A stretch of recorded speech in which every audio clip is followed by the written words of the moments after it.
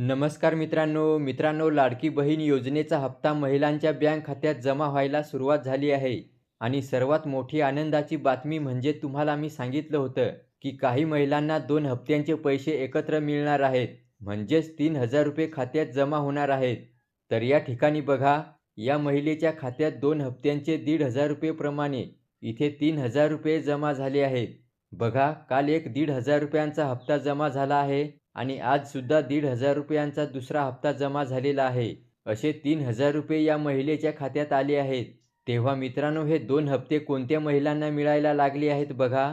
ज्या महिलांची ई-के-वाय-सी चुकली होती, त्यांचा डिसेंबर महिन्याचा हप्ता थांबवण्यात आला होता.